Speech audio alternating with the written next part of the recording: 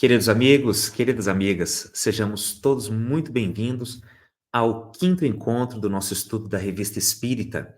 Nós estamos estudando o primeiro volume e estamos ainda no mês de janeiro de 1858.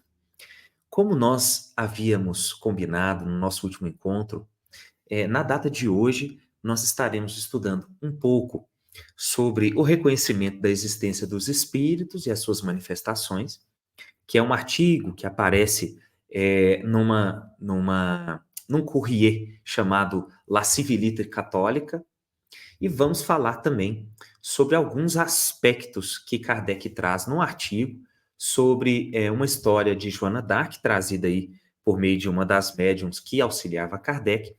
E, por fim, vamos comentar também, no dia de hoje, sobre o lançamento do Livro dos Espíritos e o impacto que isso teve naquele dia. Mas antes de nós realizarmos os comentários de hoje, vamos rodar a nossa vinheta e a gente já se vê já já.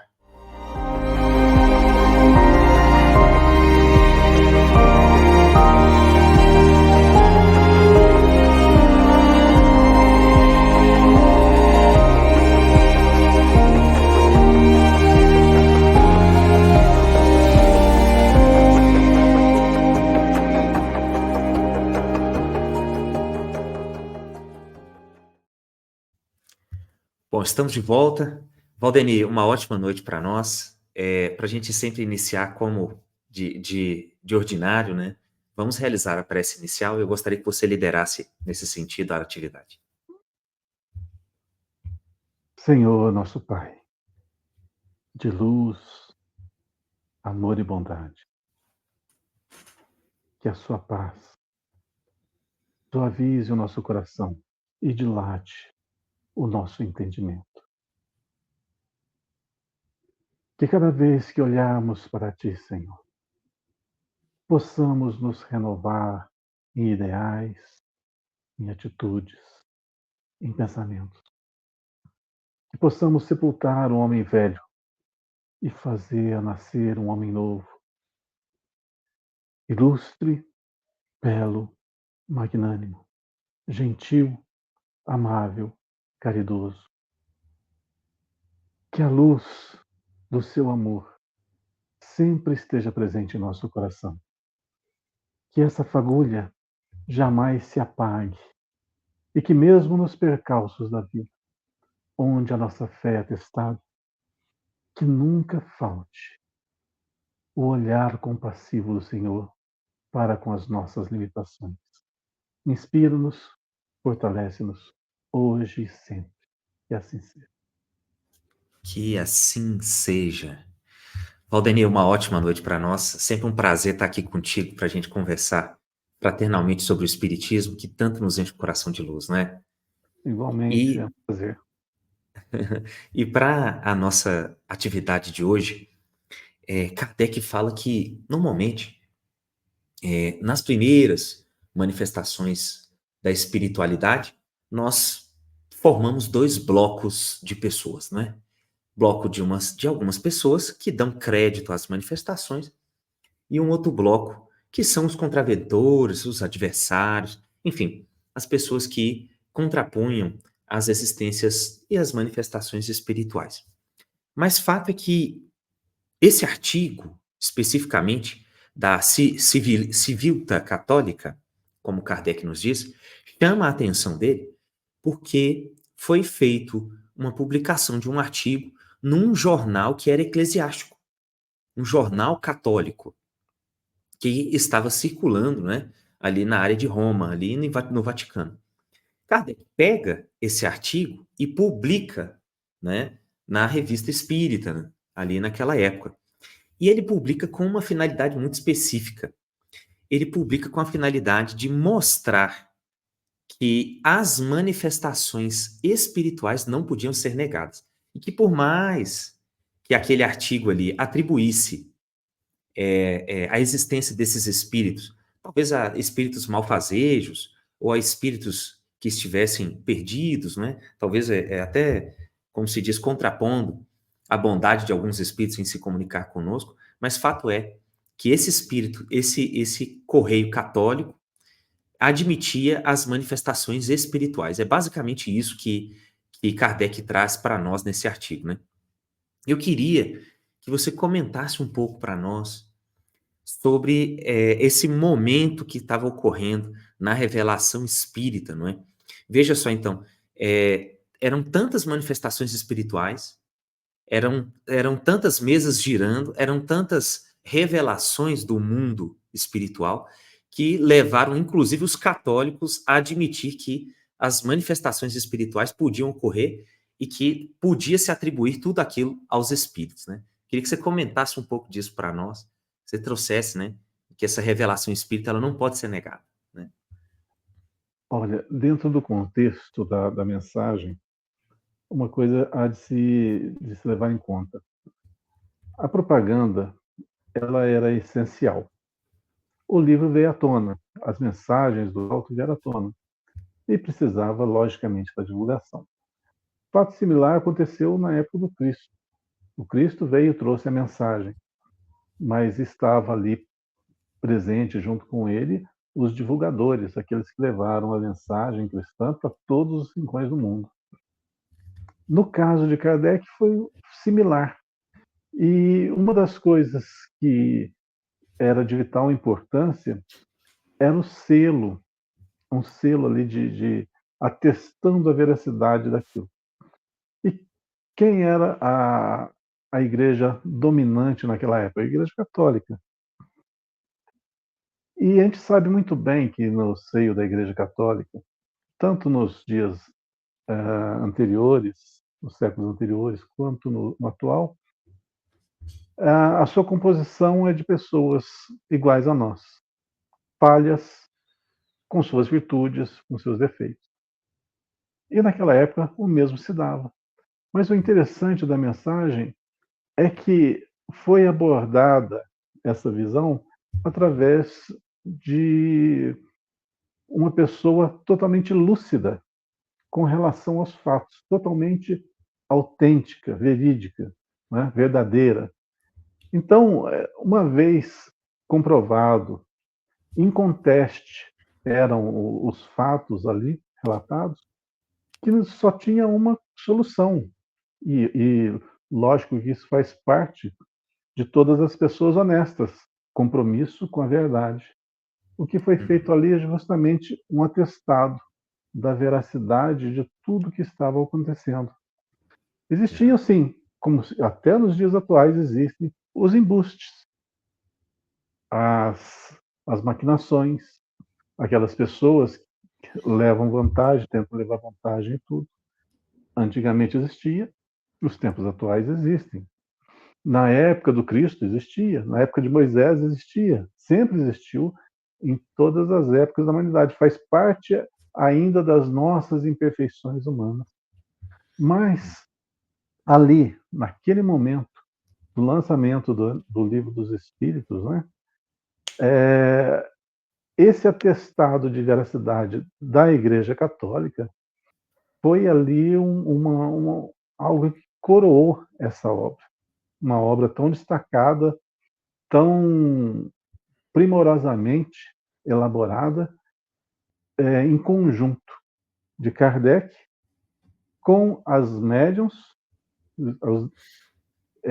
que lhe deram todo o suporte e, consequentemente, principalmente, o auxílio espiritual.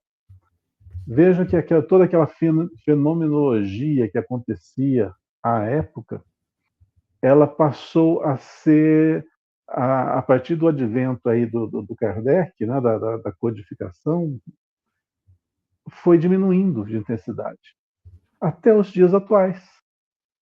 Se Sim. pegar lá 1850 e poucos, que quando Kardec tomou contato com o fenômeno das mesas girantes, e pegar de lá para cá, a gente vai vendo que os fenômenos vão sempre diminuindo. Em contrapartida, as pessoas a gente vê que estão muito mais bem preparadas. Naquela Sim. época havia o quê? O contato com algo novo, uma filosofia nova, um reavivamento do cristianismo primitivo. né? Sim. Que Logo tanto de muito mais, fenômenos, né, é, acontecendo. muito mais bem elaborado, né? A partir daí. Sim. Então, se a gente pegar de Kardec para cá, houve uma grande evolução na humanidade, no sentido moral. A gente tem o péssimo hábito de ver sempre a parte ruim da história. A gente fala assim, o mundo está de pernas para o ar, está tudo errado, é guerra para tudo quanto é lado. A gente não vê os avanços. Mas o avanço moral foi muito grande nesse tempo. Sim. Tem alguns lugares, logicamente, que ainda precisa de mais uma acelerada aí. Mas isso é natural, é normal no processo evolutivo do planeta. Mas voltando ao contexto lá da história, o que eu achei marcante, justamente isso, a seriedade com que foi encarada a, a, aquelas A novas existência, mensagens, né, dos espíritos, né. Uhum. exatamente, por uma religião predominante e que ela não tinha esse foco, ela não tinha essa maneira de enxergar as coisas. Sim. Hum. Então, isso foi um sinal que eu estava ponderando o seguinte: era a Igreja Católica. No seio da Igreja Católica existem muitas e muitas pessoas que estão imbuídas, trazidas diretamente do alto para determinadas missões. E pelo fato delas estarem preparadas, elas não aceitam a mentira. Elas não aceitam, vai contra os seus princípios. Isso está espalhado por todos os recantos, por todas as religiões. Se a gente pegar os terreiros de Umbanda, se a gente pegar as religiões protestantes, pegar lá os Sim. adventistas, pegar os testemunhos de Jeová, em todos os lugares existem pessoas boníssimas, honestíssimas, que no seu conceito, no seu jeito de ver, uma, sabem encarar a verdade. Porém, a gente sabe que existe também o contraditório. Aquelas que É. veem a verdade e distorcem-na. Mas, só para terminar, então, ah, nesta época, para coroar esse advento, para coroar esse livro belíssimo que foi trazido de enorme importância para todos nós, todas as gerações, Sim. esse texto veio a ratificar a veracidade do que estava ali mencionado. Maravilha. Para chamar um pouquinho da curiosidade dos nossos internautas que estão acompanhando o nosso estudo, estou adicionando no palco aqui para que vocês possam acompanhar apenas uma parcela desse artigo comentado pelo Valdenir. Vejam que nele está comentado, eu acabo de destacar, ó, os fenômenos dessa última ordem, por implicarem a ação de uma causa inteligente estranha ao homem, só podem ser explicados pela intervenção dos espíritos. Seja qual for, aliás, o caráter desses espíritos, questão de que logo nos ocuparemos. Portanto, né, Valdenir, eles reconhecem expressamente a existência de vida no mundo espiritual e de espíritos que influenciam na vida, no dia a dia, que podem fazer mesas girarem e que podem influenciar o homem para o bem e para o mal. Né? E é de relevância extrema isso, né? Pois é. Na Igreja Católica, que nós estamos mencionando aí do texto, é tão evidente que o conhecimento desses fatos, que eu vou narrar agora um pequeno episódio que eu ouvi do meu avô. Meu avô já falecido, Certo, ele meu avô nasceu em 1906, se não me falha a memória, comecinho do século passado. E numa época predominantemente católica aqui na nossa cidade. E certo. ele teve muito contato, pela família ser católica, ligada diretamente ao Palácio do Bispo, à igreja aqui de Pouso Alegre. Então ele ficava sabendo algumas coisas, ele tinha como ficar sabendo algumas coisas. E isso ele me contava quando eu era pequeno, as histórias ocorridas naquela época e que a público pode soar até, poxa, isso é boato, mas foi uma coisa que ele testemunhou. Antigamente, na época dele, faziam-se em determinados lugares dos seminários reuniões mediúnicas. Veja só. Havia pessoas que estudavam a fenomenologia e faziam reuniões e tinham comunicações. Isso eu não tenho como comprovar. É o que eu Sim. ouvi na São época de relatos criança, pessoais, né? relatos Uhum. pessoais. E como ele tinha uma certa entrada, tinha pessoas lá de dentro conhecidas, familiares, então eu sabia dessas e outras coisas mais que nos eram contadas. Então a igreja realmente ela sabe da comunicação com os espíritos, da vida após a morte, só que ela foi construída, foi embasada de uma determinada forma. Então ela Uhum. não pode ir contra isso. Então certas coisas ficaram ocultas, ficaram apenas como privilégio de uma pequena porção dos integrantes da igreja. Mas isso atesto que, olha, isso foi no começo do século passado. Então é mais próximo de Kardec do que nós estamos agora.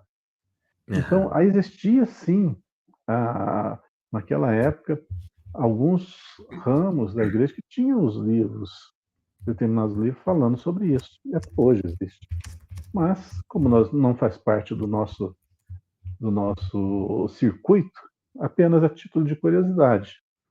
Mas o interessante lembrar é o que? As pessoas honestas, Sim. elas ou são ou não são.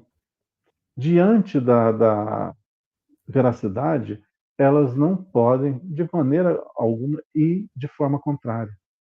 E hoje é tão evidente isso, mas naquela época de Kardec, não. Hoje, Uhum. para nós, falar sobre espíritos, falar sobre comunicabilidade dos espíritos, vida após a morte, é assim habitual entre nós espíritas e nossos companheiros, nossos amigos, nossos familiares católicos. Então, não há Sim. mais essa coisa assustadora, esse mito. Por quê? É. O véu já foi levantado da verdade. Agora todos já conseguem enxergar uma ponta da realidade da nossa vida. E tomando até um gancho nisso que você está comentando, que é muito interessante para o nosso estudo, é que existe uma frase muito célebre, né, entre o meio espírita, é de que o espiritismo não é a religião do futuro, mas é o futuro das religiões. E com isso quer-se dizer, na verdade, que cada um continuará tendo as suas religiões, serão catolicistas, protestantes, budistas, mas desposarão os princípios da doutrina espírita, da reencarnação, das leis de justiça, amor e caridade, da do trabalho, e da destruição. Então, cada religião vai incorporar, de certo modo, esses elementos da doutrina espírita, que com toda certeza farão muito mais entendimento, darão muito mais ênfase, inclusive na lógica de entendimento sobre Deus, e muita esperança, muita consolação também, não é, Valdeni? Principalmente por causa da reencarnação, que é aquilo que explica todos os problemas aqui da Terra, não é? Praticamente. Como é que a gente pode ir contra as evidências, contra os fatos ali comprovados cientificamente? Seria uma completa ignorância, né? Uhum, Uma desonestidade muito grande. Então, se realmente o futuro das religiões é o conhecimento, é o despertar da consciência. E nós uhum. sabemos na doutrina espírita que nós somos apenas um avatar aqui. O que anima esse corpo de carne É o espírito, é o espírito. Esse é consciência imortal. pensante. Pois É. é. Esse é o que vai sobreviver após a desintegração do nosso corpo. Então, isso vai ficar tão evidente, tão patente em futuro próximo, que as religiões não vão ter como contestar. Olha só, hoje em dia, como que as religiões ficam em xeque com as comprovações científicas? Eles vão ter que bolar histórias mirabolantes para tentar justificar o injustificável. Por exemplo, como que explicam a era pré-histórica nossa, os fósseis de dinossauros, há milhões de anos, e sendo que, se for pela linha ali do que tem de conhecido, É. Fazem leituras literais, né? Aí ficam em complicações, não é isso? pois é, da É. onde que vem essa história? Ah, Deus criou o mundo apareceu do nada. Como muitas mentes simples, que ainda focam assim literalmente nas palavras, subentendem. Mas na realidade a ciência vem a demover isso de uma forma natural. E entre outras coisas, nós não estamos aqui para falar e contra religião nenhuma. Muito pelo Sim, de contrário, nenhum modo. nós todos viemos, a gente sabe, das religiões do passado. Nós, reencarnacionistas, já estivemos muitas vezes reencarnados como católicos, como protestantes, Sim, e sim. lá para trás só Deus sabe, a gente nem conhece, tem religiões que já foram, desapareceram da face da Terra, e nós Sim, estávamos lá professando. Então a vida é uma sequência ininterrupta de aprendizado. E cada vez que você aprende uma coisa, o que acontece é isso que nós estamos fazendo, compartilhando um pouquinho que a gente aprendeu com os nossos irmãos, que estão, sim, logicamente, nessa mesma linha de pensamento. com certeza. Bom, já fica então, o que gostaria de consignar aqui, para quem está nos acompanhando, que devemos o maior respeito às demais religiões e que o Espiritismo sempre abraça todas as demais religiões, porque os nossos princípios estão, inclusive, inseridos, de todo modo, em todas as religiões que estão no mundo, né?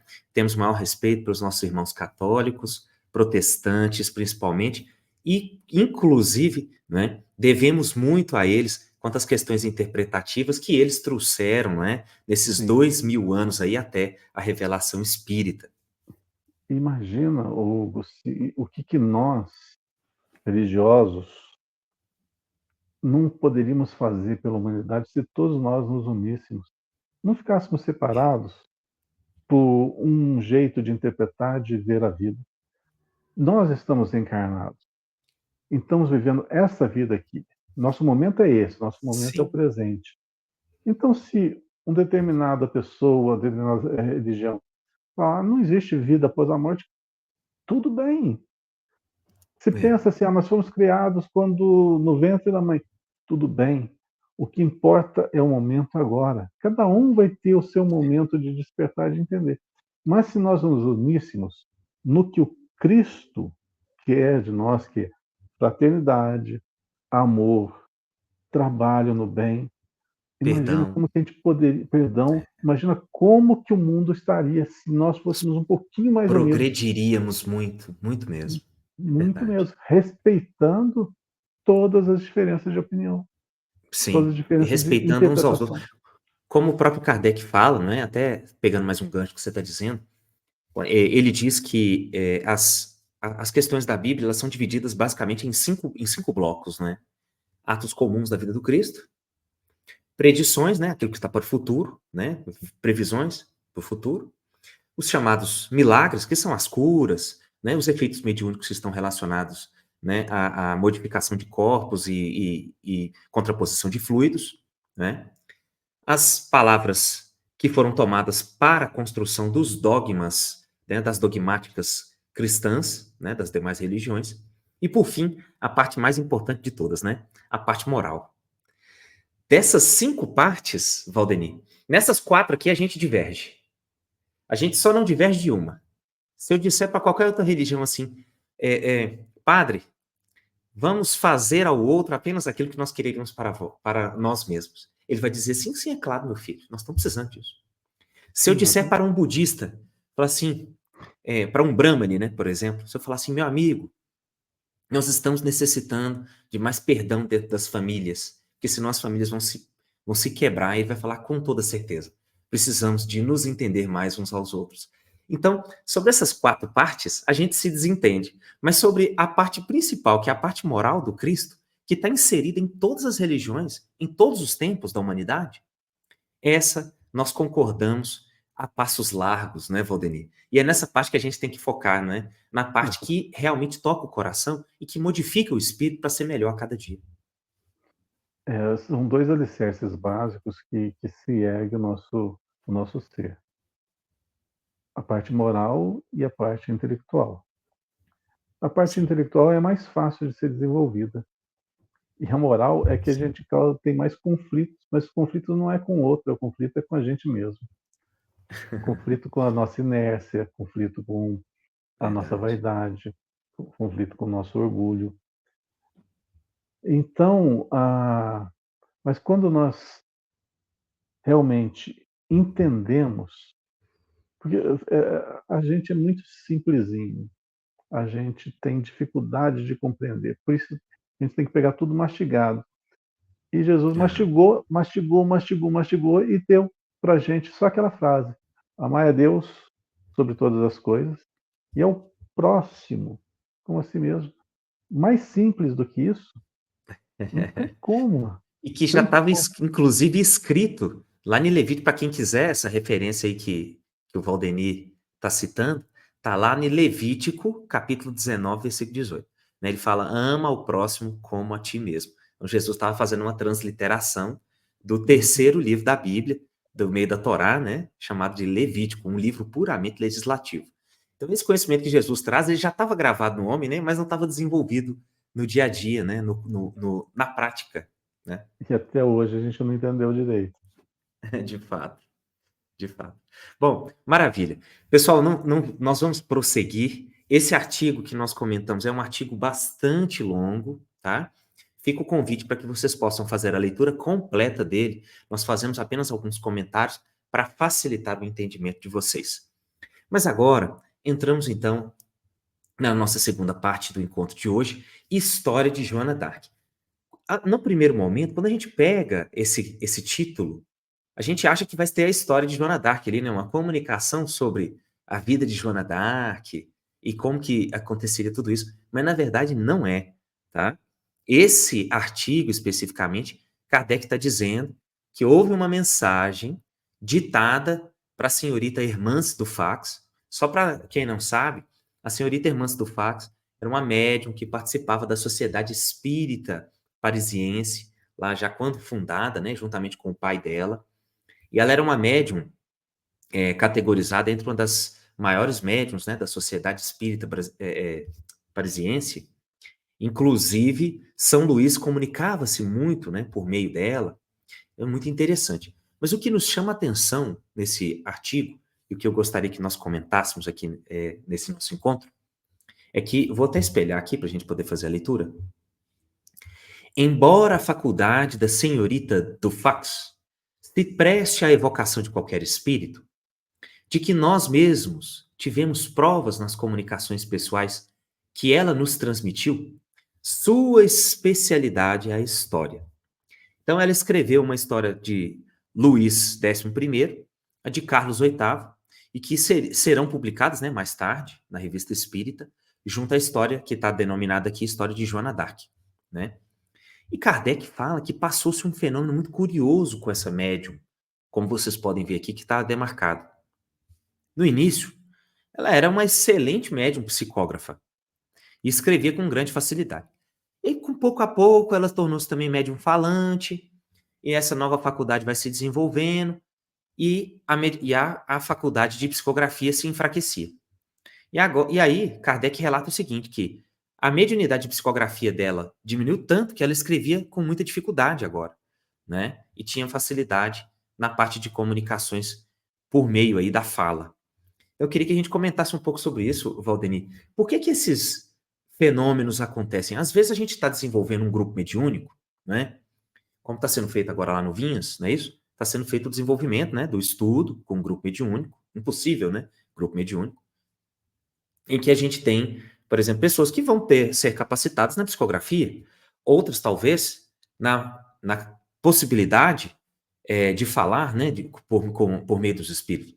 Agora, por que essas faculdades mediúnicas elas transitam dessa forma, né? A gente vê que a senhorita do fax era muito boa na psicografia e depois essa parte da mediunidade dela, como se fosse uma porta, ficou fechada. E aí ela passa a comunicar-se melhor agora por meio da fala, né? Dando comunicações por meio da faculdade da fala. Por que essas questões acontecem? Gostaria que a gente comentasse um pouco sobre o seu conhecimento. Bom, tem duas coisas que eu queria pontuar nesse artigo aí. Vou Sim, começar pela característica da médium. Ela tinha uma característica de ter facilidade de trazer informações históricas, sim, correto? correto. Todos os médiuns acontece isso? Não. Mas Não. mediunidade não é o quê? Não é uma porta que se abre para que o espírito se comunique? Aí é que está. Sim. Quando você leva ao pé da letra as coisas, quando eu estava iniciando no espiritismo, jovem ainda, não que eu esteja velho, mas um pouquinho mais jovem, então Certíssimo. é o seguinte, tinha um jeito de pensar. Até falo isso no curso lá de mediunidade. A gente pensava assim, um médium é aquela pessoa que concentra, entra no estado de êxtase, apaga, como se dorme, entra um espírito no corpo dele e toma completamente o organismo e fala, escreve, faz o que tiver que fazer. Uhum. E só que não é assim que funciona. Não é assim que funciona. Por exemplo, vou voltar lá, vou devagar um pouquinho, para muitos São lugares muitos diferentes. pensamentos, é. É. Sim. Vou voltar lá na época que Chico Xavier estava para psicografar o Parnaso de Além Túmulo. Primeiro livro Correto. dele. Ele estava lá, regando a plantaçãozinha de alho, e eu não me lembro qual o espírito que chega para ele, para ir recitar as poesias, para ele ir Aham. aprendendo o vocabulário, para aprendendo as frases, para que ficasse mais fácil no momento que fosse psicografar, Uhum. o Chico pudesse transcrever para o papel assim com maior objetividade, com maior clareza. E o Certo. espírito ia falando para o Chico não compreendia, não entendia. Então, olha só como é que são as coisas. Por que isso? Vamos só raciocinar. A maior mediunidade que a gente já ouviu falar foi do Chico Xavier. E ele Com precisava toda aprender. certeza. E ele precisava aprender. Então, a coisa não funciona assim. O espírito entra no corpo e toma o corpo. Não é assim. Aham. E essa é uma comprovação que realmente não é assim que funciona. Olha só.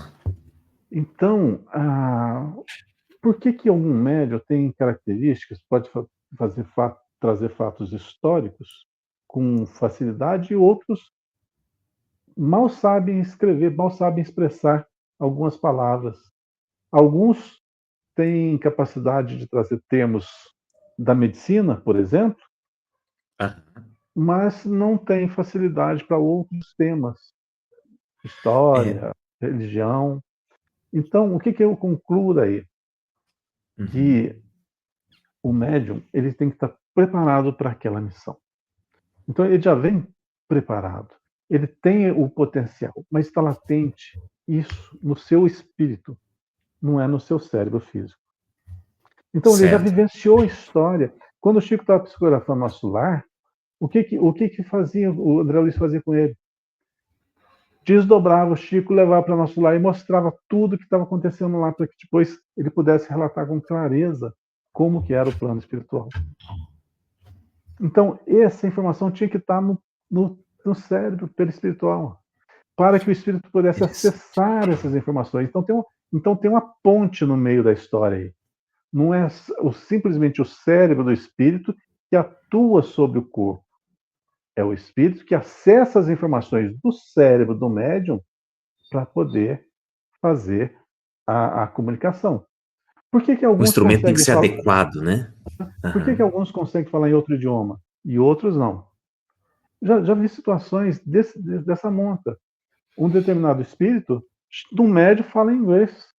Aí ele incorpora em outro e fala português. Como que se explica uma coisa dessa? Essas divergências.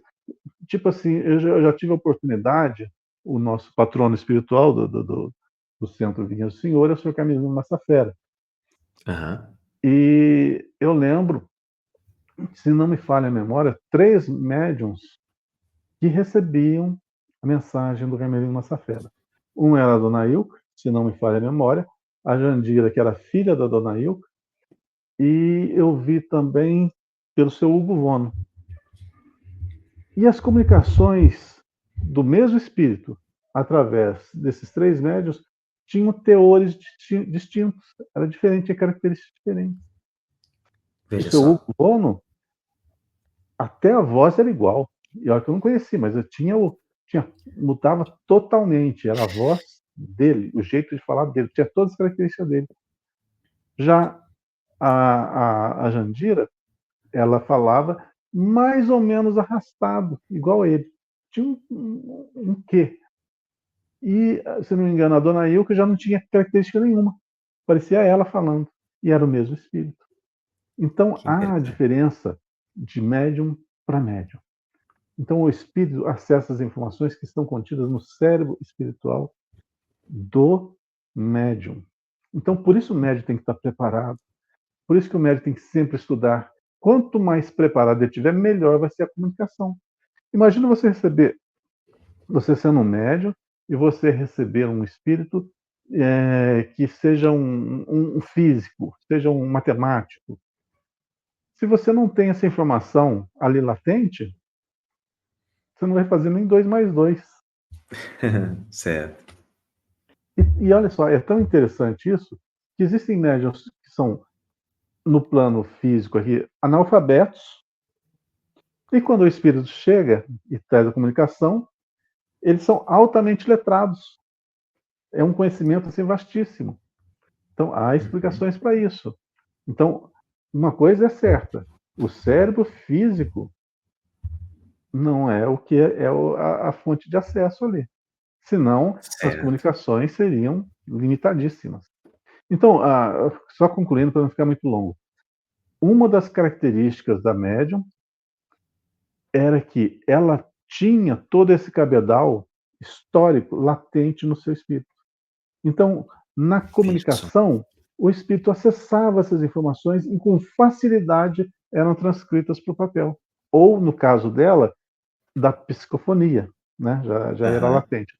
Agora, você perguntou por que começou de um jeito com a Com a psicografia, psicografia e progrediu para a progrediu para a psicofonia. psicofonia. Vou fazer um paralelo.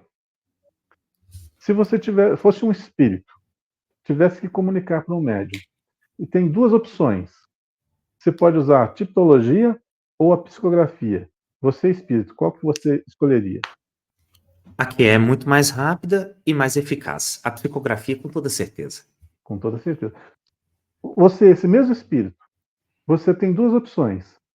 Você pode comunicar-se através da psicografia ou da psicofonia. Qual que você escolheria? A mais rápida e mais inteligível. A psicofonia é melhor. Então, eu acho que está explicado. Maravilha. À medida que a necessidade da informação ser mais rápida, aproveitando seu tempo, Sim. evitando-se o desgaste, a psicofonia e tendo toda a perfeita sintonia entre o espírito e o médium, como havia ali, muito mais fácil a psicofonia. É simples assim. Interessante. Interessante. É. Ô, Valdemir, uma coisa me chamou muita atenção nas suas observações, é que você falou que essa médium, a senhorita do fax, ela já tinha um cabedal de história, provavelmente, com ela, e que isso facilitava as comunicações relativamente a questões históricas. Quando a gente traz isso para alguns médiums, né, enquanto você estava falando, eu estava lembrando. A Ivone Amaral do Pereira, ela traz o Memórias de um Suicida. E nós sabemos que ela é também uma das personagens, né? Tem uma tríade de obras dela também, eu não me recordo o nome agora, mas nós sabemos que ela possivelmente era filha de Bezerra de Menezes, né? Travestidos àquela época em outros corpos, sob outros nomes também, e que ela vem a caminhar também sobre essas situações escabrosas do suicídio. Então, quando o Camilo Botelho, também chamado o grande poeta português Camilo Castelo Branco, né, atribuído a ele, vem ditar o Memórias de um Suicida, na verdade é muito interessante que ele dite uma história sobre o Vale dos Suicidas, o Vale dos os réprobos, para alguém que já também caminhou tortuosamente sobre esses caminhos, né? É muito mais E fácil. é mais fácil, porque é alguém que caminhou da mesma forma, né? E interessante que aquela obra ela ficou arquivada durante mais ou menos uns 30 anos, né? A Ivone demorou muito para poder publicar, porque ela é realmente uma obra muito impactante, né? Mesmo hoje, quando a gente lê, nós vemos o quão difícil é ler aquela obra. E do mesmo modo também a gente vê as capacidades do nosso amado Divaldo Franco em também receber as orientações mediúnicas da Joana de Ângeles, principalmente na área de psicologia. Então você vê que tanto ela quanto o Manuel Filomeno de Miranda, você vê que a forma de descrição da mediunidade dele está muito relacionada ao conhecimento que ele tem também, né? Você vê que o Manuel Filomeno de Miranda ele tem um formato de exposição nas obras dele, principalmente quando você lê Transição Planetária, no rumo do planeta de regeneração, você vê um formato muito específico, muito rebuscado de fala. E o Divaldo Franco é assim também, né? Tem um formato de exposição, tem um rebuscamento muito forte na fala. Então, isso, de certo modo, também facilita que espíritos que têm essa mesma difusão de pensamento possam também ali comunicar-se ali por meio desse instrumento, que é desse instrumento mediúnico, né? Eu trouxe E, esses dois elementos aí, porque você estava falando e fui me lembrando dessa situação. e é necessário que o médium seja instruído para que os mais diversos tipos de espíritos possam comunicar-se. Então, olha como que Chico Xavier era altamente instruído, altamente. Sim. Porque quantos e quantos espíritos passaram por ali, por ele, trouxeram mensagem através dele, com características das mais distintas.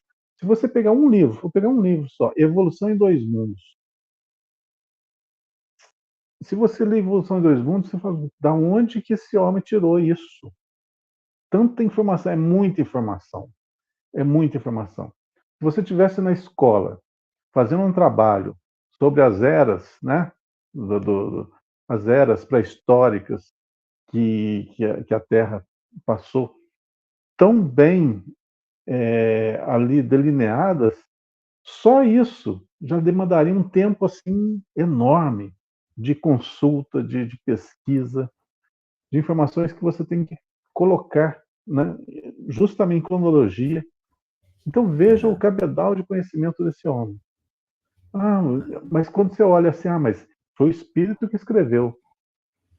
Se não tivesse essa informação ali, dificilmente, muito difícil.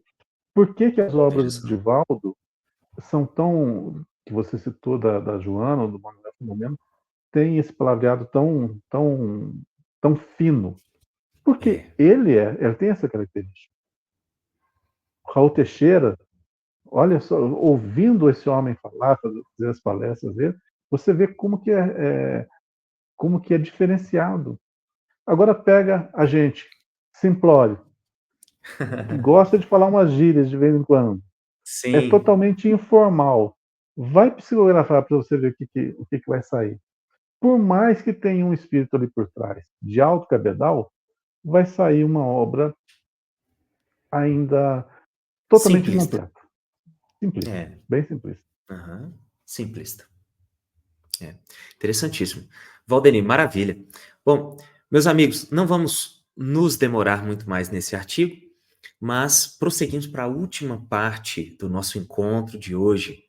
E a gente vai falar, agora sim, sobre a parte principal do nosso encontro: o lançamento do Livro dos Espíritos. Kardec faz o lançamento do Livro dos Espíritos contendo os princípios da doutrina espírita. Então, vou até espelhar para vocês aqui.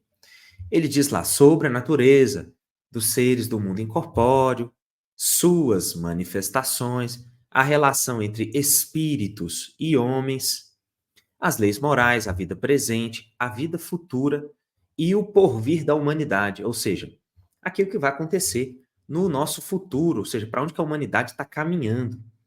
A doutrina espírita fala disso e muito mais.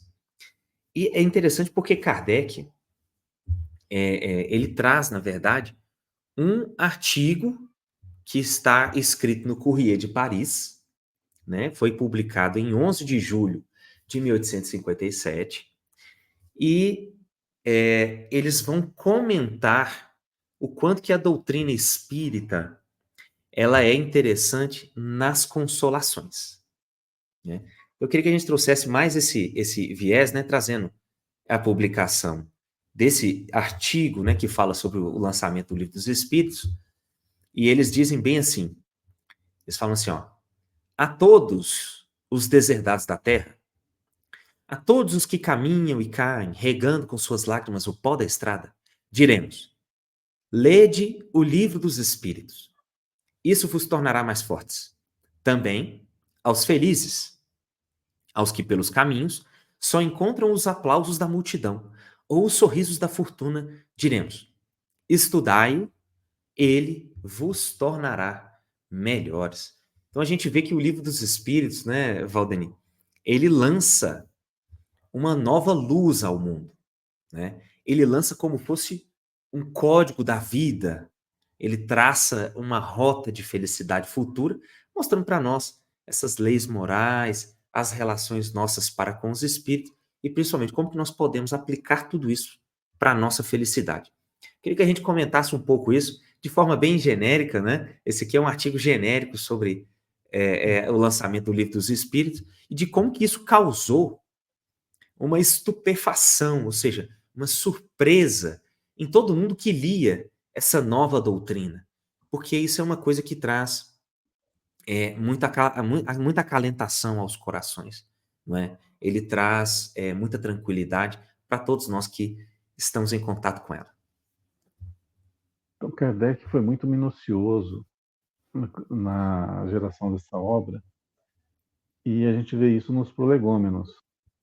Então, Sim. são muitas e muitas páginas explicando como que esse livro veio à tona. E toda a preocupação dele em trazer uma verdade inconteste. Mas fora essa preparação inicial que a maioria ignora, pula por ser um pouquinho extensa, poucos se atêm a essa leitura, já vão direto para as questões. São 1018 questões, e Aham. que, olha, por mais que eu me esforce, eu não consigo decorar nenhuma. Aliás, eu consegui decorar duas até agora. Aham. Eu estou me esforçando. Eu até brinquei no nosso curso de terça-feira, vamos tentar decorar a terceira? Aí a gente pegou, falei várias vezes sobre essa uma pergunta, chutei um número lá e falei, vamos lá. E já esqueci. Eu já esqueci qual que é. Eu não consigo decorar números. Mas vamos pegar a primeira. A primeira já é um divisor de águas. A questão número 1, que todo mundo sabe. O que é Deus? É a primeira pergunta do Livro dos Espíritos. Que é Deus. Isso mesmo. Então, o que é? Já começa por aí. Não é quem é o que é. Já muda toda a visão nossa. Aham. Tira-se um Deus antropomórfico e entra-se um Deus que não Que é a tem inteligência imensurável. suprema, né? Inteligência suprema. A resposta é justamente a inteligência suprema, quer dizer, não existe nada acima nem igual. A Ele é causa único. é único, a causa primária, tudo advém dele. causa primária de tudo, de todas as coisas. Então, por aí a gente já começa uma nova percepção da realidade. E tantas teorias espalhadas pelo mundo, desde as épocas mais primitivas. E essa primeira questão, ela é de uma clareza e simplicidade tamanha. Ela é altamente simples e complexa. Dá para entender? É difícil de entender, né? É simples na sua resposta, mas é complexa porque é tudo. Tudo está englobado ali. E Sim. qualquer coisa que existe nesse mundo é altamente complexo. Então, só, só pela primeira questão, a gente, a gente já vê a profundidade das coisas. Eu não vou delinear outras, primeiro que eu não decoro. Se você falar a questão, eu posso até Claro. dizer do que é, mas por número assim não. Mas com muita Uhum. insistência, eu gravei a questão 909. Então, quem tiver do curso ouvindo falar de 909 já vai virar a cara de novo. Não acredito que ele vai falar de novo disso. Mas se tem um motivo, eu insisti tanto na questão 909. Porque, olha, nós estamos numa fase agora de conscientização do ser, conscientização de quem nós somos. Nessa conscientização tem uma gama de responsabilidade muito grande. E quando nós, ainda despreparados, nos deparamos com uma responsabilidade, geralmente o que acontece é fuga. Ah, não quero isso para mim, não. E você deserta, mas daquilo que você está fadado a ser. Então, muitos travam contato com a verdade, mas não querem mudar e não querem se esforçar. Porque nesse mundo, nós estamos aqui para desenvolver as nossas potências. Nós não somos esse corpo de carne. Nós não Aham. somos esses 5 sentidos. Nós somos muito mais, muito mais, muito mais que isso. Só que não temos condições ainda de lidar com a potência que nós somos. E, escravo dos sentidos, a gente acostumou a viver deles. Ah, tá ótimo assim viver dos sentidos. Então você vive pelo prazer, vive pelos seus sonhos, mas você não vive como humanidade. O Espiritismo faz o quê? O despertar da consciência. Então vamos para a questão 909. Pode o indivíduo,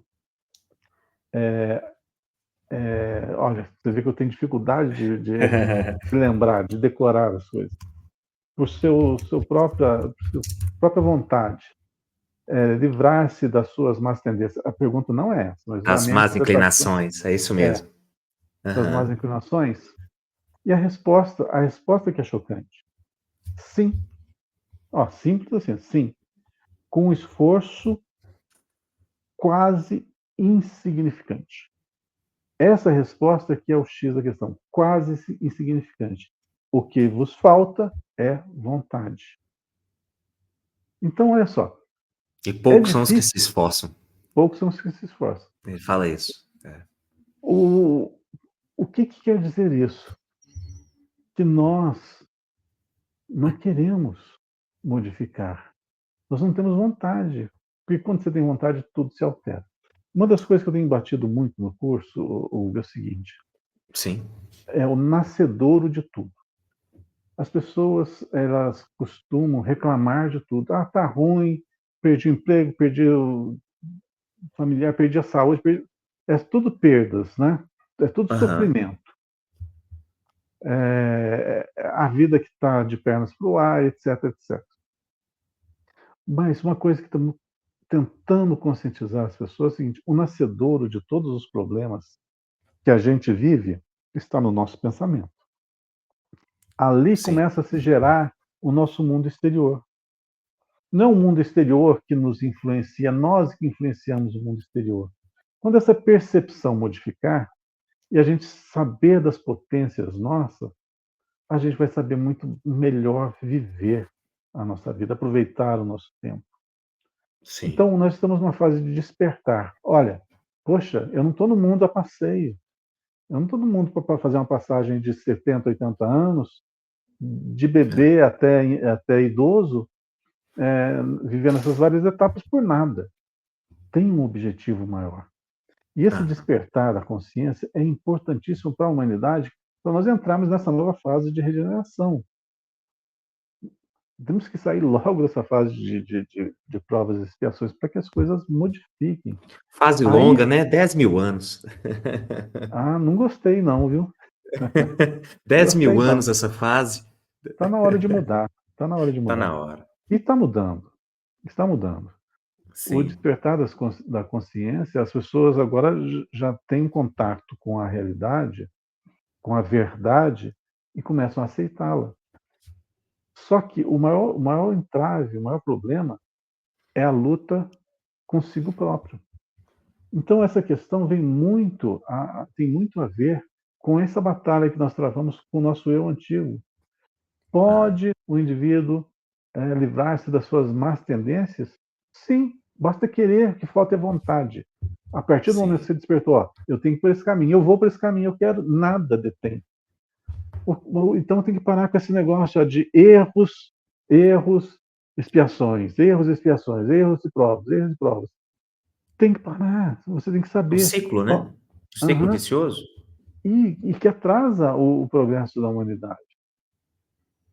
Então, e o progresso nosso, individual. A gente queria estar em outro patamar, mas não tem como, Sim. sem ser por desidratação. Essa fala do Chico, né? É, Porque desidratação ou pelo suor do esforço do trabalho, ou pelas lágrimas de dor. A claro. evolução se dá dessa forma, tem que ter algo que impulsione. Então, o livro dos Espíritos, olha, em duas questões que eu falei, as únicas que eu decorei, ela já muda nossa visão sobre Deus e sobre nós, a Veja relação só. nossa com o Pai e o que nós somos perante a humanidade. São Uhum. questões de respostas simples, objetivas, mas, como eu disse, altamente complexas. Claro. Então, imagina o conteúdo desse livro. É fora do comum, fora, fora de série. A gente vai demorar aí algumas encarnações para poder aprender assim uns 50% do que está escrito ali. E Bom, olha lá. já aproveitando que você disse, né, sobre essa capacidade modificativa que o Livro dos Espíritos pode influenciar, né? Kardec traz duas cartas que ele recebeu, apenas duas. Uma de um capitão reformado e uma outra de uma pessoa muitíssimo simples mesmo, né? E que não quis nem mesmo se identificar. E eles falam o seguinte, vou espelhar para os nossos amigos verem. É impossível descrever o efeito que esse livro produziu em mim. Assemelho-me a um homem que saiu da obscuridade. Parece que uma porta, fechada até hoje, acabou de ser subitamente aberta. Minhas ideias se ampliaram em algumas horas.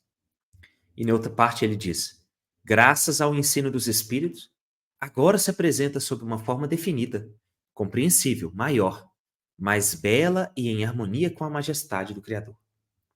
Quem quer que leia esse livro meditando, como eu, encontrará tesouros inesgotáveis de consolações, pois ele abarca todas as fases da existência. Então veja só como é que essa pessoa ficou grata, não é? Por essa grande revelação que foi feita. Porque realmente o conteúdo desse livro ele consola, orienta e ele, sobretudo, nos diz como que a gente pode viver de forma mais feliz, né, Valdir? Ele esclarece quantas e quantas questões, quantas perguntas que a gente tem Uhum. que são ali esclarecidas assim, de uma forma tão contundente. Quantas Sim, pessoas que já foram modificadas ao contato desse livro?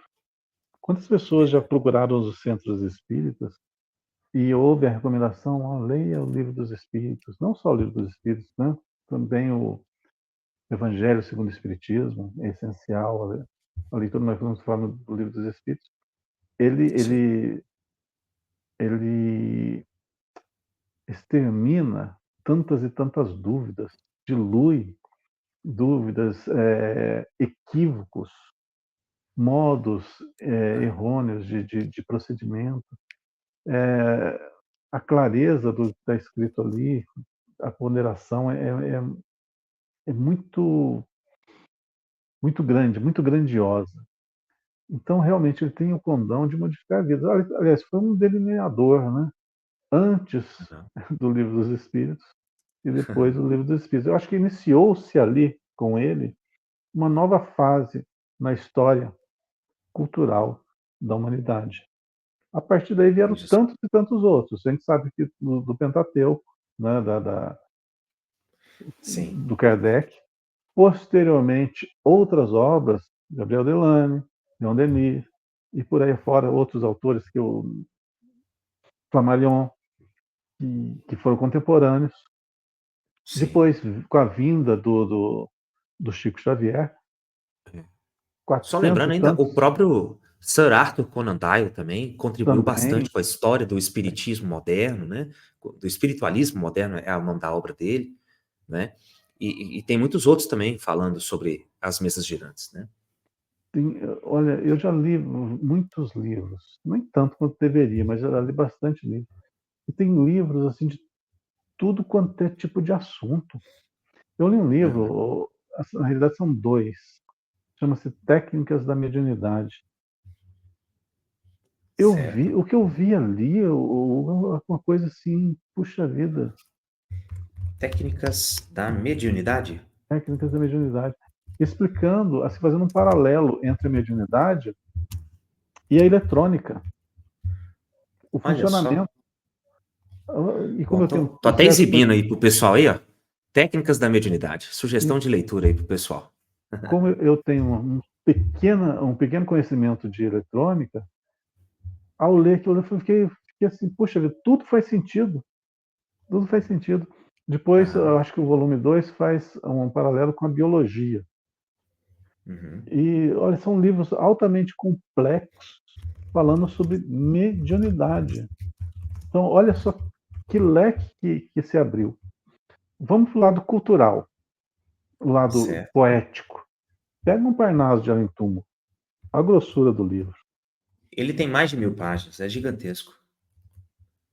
E a beleza de não, da maioria das poesias, dos poemas que estão ali, uma coisa fantástica. Tem uma Aham. prece até que era feita num programa da Legião da Boa Vontade, do Alziro Uhum. Zaror, que é uma prece de Maria. Infelizmente, eu não decorei, mas é belíssima, uma coisa lindíssima. Eu lembro que a minha mãe assinava a LBV e ela tinha um compacto, um disco de vinil com essa oração. E por coincidência, eu não sabia que essa oração estava no livro Parnaso de Além Túmulo. Aham. E quando eu fui fazer a primeira palestra baseada nos livros do Chico Xavier, o primeiro foi Parnaso de Além Túmulo, que eu fiquei sabendo que essa oração, essa poesia, era da lavra do Chico Xavier. Mas uma coisa fantástica. Então veja quantos e quantos leques. Olha, e o segundo livro do Chico, Cartas de uma Morta, que foi psicografada pelo espírito da mãe dele, né? Falando sobre Aham. vida em outros planetas. Olha que rodízio que eu dei. Eu fui de técnicas da Aham. mediunidade, falando do corpo humano, como que a mediunidade se processa. Fui na alma do ser humano, falando sobre poesia, sobre sentimentos, sobre orações. Uhum. E fui, em 3 livros apenas, fui para outro planeta, descrevendo a vida em Júpiter, a vida em Saturno, É a vida em Saturno, né, que Marte. ela vai? Júpiter não, Uma, em Marte, Marte e é Saturno.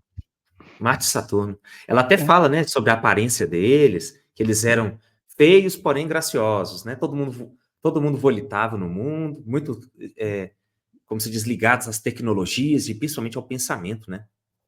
justamente, comunicar com o pensamento. Então, te abre um leque de informações que a tua cultura, ela acelera muito.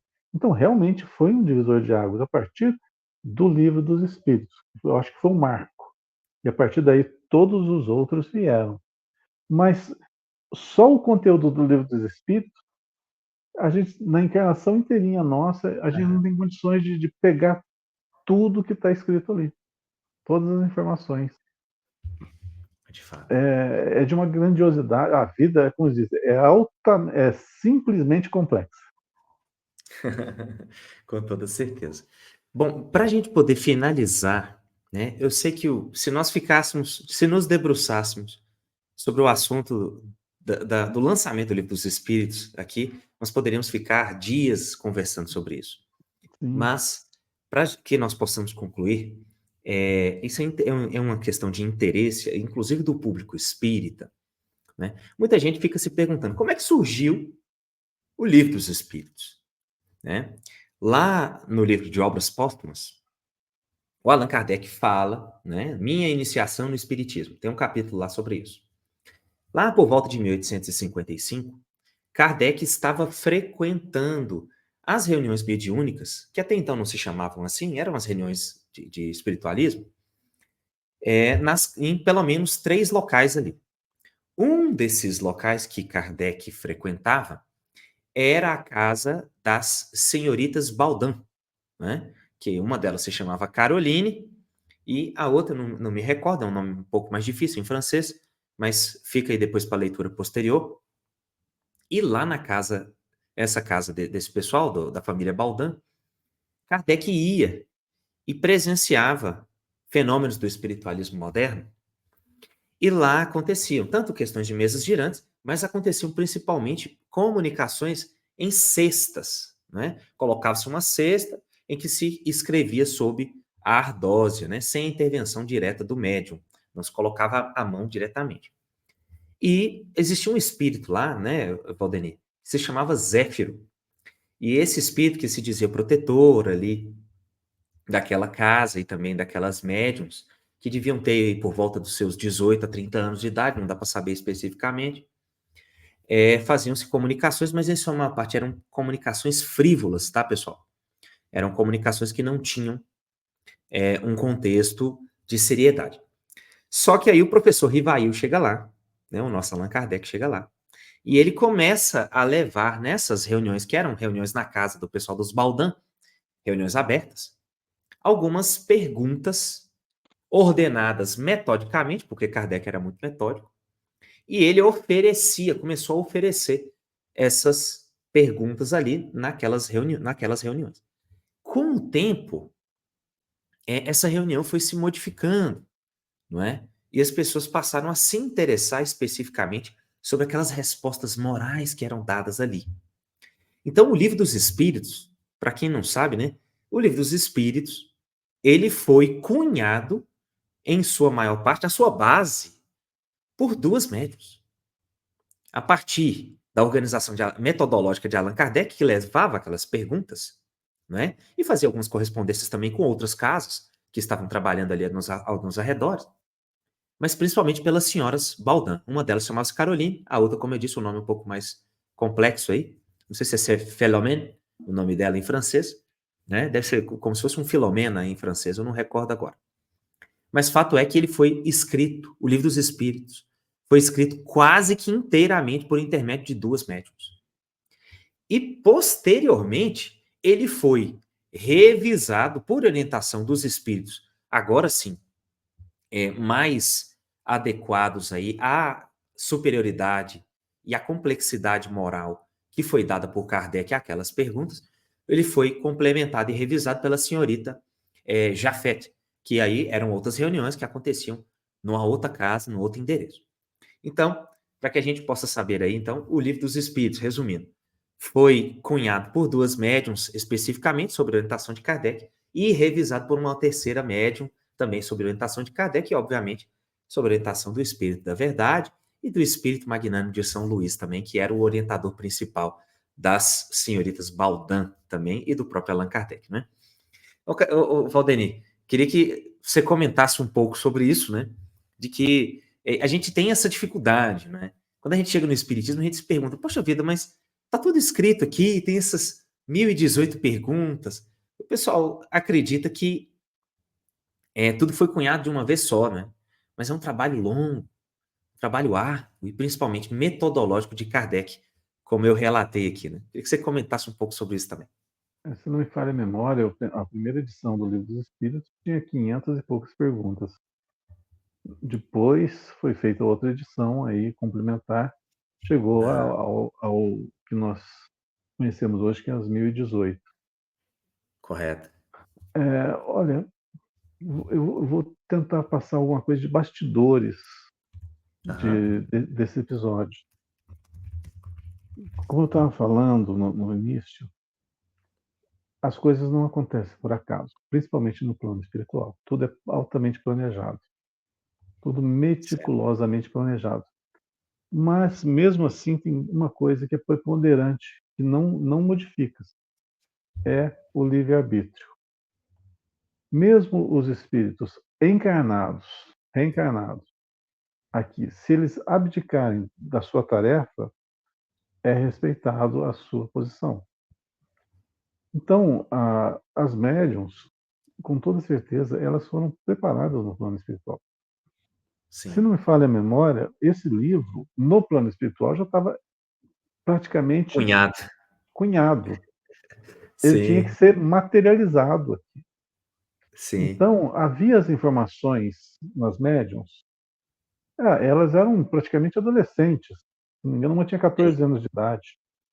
isso mesmo, é. A Enas tinha 14, né? As outras duas eram É, jovens. na verdade, as outras 2 eram jovens também, elas tinham por volta dos seus 18 anos, elas estavam saindo É, da adolescência para a vida adulta. exato. Então, que cabedal de conhecimentos que elas tinham? Do nível do que foi retratado ali no Livro dos Espíritos? Nenhum, nenhum. Sim, A cultura, a educação da época não falava sobre aqueles temas, mas era necessário que esses temas viessem à tona. Quando do planejamento da vinda do codificador, foi chamado um espírito altamente preparado, não foi chamado qualquer um, foi sim. convocado qualquer um. Kardec, eu não li esse livro, eu ouvi os relatos sobre esse livro, de que nos bastidores de quando a preparação para o renascimento aqui, principalmente de Allan Kardec. Quando Aham. a chegada dele foi altamente esperada, junto aos colaboradores, os colaboradores da obra que estariam no plano espiritual. Eles faziam Sim, reverência a ele. veja Eu não só. lembro, eu não lembro o nome que ele tinha no plano espiritual, porque eu não li essa obra. Eu só estou passando um pequeno relato do que eu ouvi, né, de alguém Sim, me contar. Então tudo foi altamente preparado. E essas médiums, elas tinham também a sua vida. Elas podiam falar assim: não, eu quero saber de psicografar, de receber espírito. Eu podia abdicar da obra. Até o Kardec poderia ter feito isso. E interessante que se o Kardec tivesse abdicado, não vou lidar com isso não. Faz de conta que ele fala, não quero isso para mim não. Tinha, aham. se não me engano, 8 espíritos preparados para substituí-lo, encarnados. Um deles era Leon Denis. O próprio espírito da verdade fala para ele que se ele quisesse recuar diante a prova, um substituto já estava pronto para poder continuar o trabalho, né. Exatamente. Isso Então, aparece no Obras Póstumas. uhum, há uma. Não é uma coisa que aconteceu ao acaso. Era para ser um delineador, É algo um plano, né. que ia modificar a história da humanidade. É, Mas o Espiritismo só se desenvolveu assim, pujantemente, no Brasil. Muitos podem alegar isso. Em outros países, o Espiritismo é desconhecido. Mas tudo faz parte de um planejamento. Nada acontece por acaso. vou até colocar aqui para os nossos leitores, né, Brasil, coração do mundo, pátria do evangelho. né? Então, um livro também para ser estudado, não simplesmente lido, porque tem tantas nuances, tem tantos detalhes ali importantíssimos com relação a isso. Por que, que o Brasil é coração do mundo? Não vou entrar nesse, nesse assunto, porque daí a gente vai à noite aqui, né? Com certeza. É muito extenso. Mas voltando ao que você estava relatando, das médiuns, o que eu gostaria de salientar é justamente isso. Ah, o quesito mediunidade é uma coisa que a gente precisa começar a desmistificar. Porque a mediunidade é uma coisa natural do ser humano. Todos, todos têm mediunidade. Isso é latente, faz parte do nosso espírito. Ela se desenvolve. Não importa quem seja, ela está sempre sendo desenvolvida. Lá no futuro, ela vai ser utilizada de alguma forma que nós ainda nem imaginamos. Mas por que que em alguns ela é mais latente, ela é mais pujante, e outros é tão tímida? Porque alguns têm a missão, tem esse trabalho a ser feito. Então, é feita uma programação genética para que eles venham com essas características. Porque a mediunidade é uma coisa física, Sim. ok? Mas o acesso que é feito às informações é feito no campo espiritual. É uma coisa bem doida, para falar a verdade. Mas tudo faz sentido. Tudo faz Claro. enorme sentido. Então não existe nada ao acaso. Nada ao acaso. De E fato. como cada ser é um universo, a gente começa a falar de um, passa para outro exemplo, que é diferente, para outro exemplo, a gente fica falando indefinidamente sobre isso. O que é mais importante frisar nesse caso, que essas moças, elas faziam parte da equipe de trabalho, elas estavam preparadas, estava marcado que se reencontrariam para que essa obra pudesse vir à tona. Não Sim. só elas, como tinha médios por todo mundo, por todos os continentes. Então não faltava ali os instrumentos. Se um falhasse, tinha o outro. Se outro falhasse, tinha o outro. Porque a obra tinha que ver. Isso foi marcante nessa história. É uma programação de alta complexidade, para que Sim. realmente a humanidade é, encerrasse aquela fase triste que foi a Idade Média, né? Deixasse para trás toda A aquela sombra. belicosidade e agora a razão, a consciência e o sentimento passariam a imperar como o Cristo lá atrás já tinha nos ensinado. Agora é uma nova era. O cristianismo redivivo, né? Renovado, está de volta. Meus Exatamente. nobres amigos, chegamos ao fim do nosso encontro de hoje. Nós teríamos muito mais para falar, poderíamos nos debruçar aqui durante muito tempo sobre o livro dos Espíritos, os bastidores. Daria, inclusive, uma palestra completa, ou talvez até um estudo de semanas, para que pudéssemos falar tudo sobre isso, né? Mas não temos essa possibilidade. Para o próximo sábado, no nosso próximo encontro, nós falaremos sobre o mês de fevereiro. E aí, vamos comentar um pouco sobre as diferentes ordens de espíritos. Então, nós vamos falar da terceira ordem, né? E disso nós vamos falar muito bem, porque nós estamos nela e disso nós conhecemos. Vamos falar também dos espíritos de segunda ordem, principalmente os nossos anjos guardiães, um assunto interessantíssimo.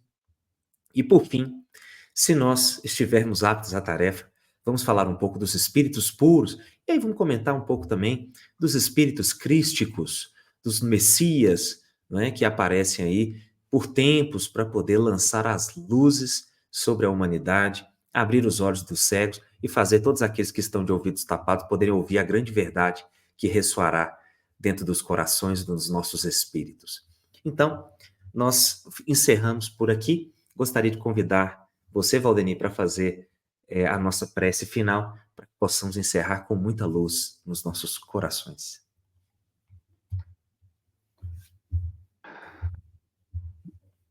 E que essas palavras sejam endereçadas ao nosso Mestre Jesus. nosso grande irmão, mais que irmão, um grande Pai,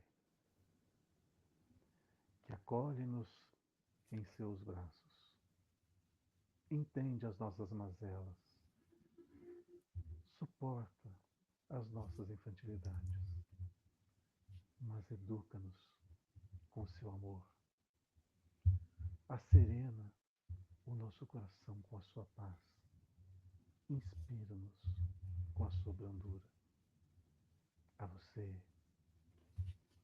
meu grandioso irmão,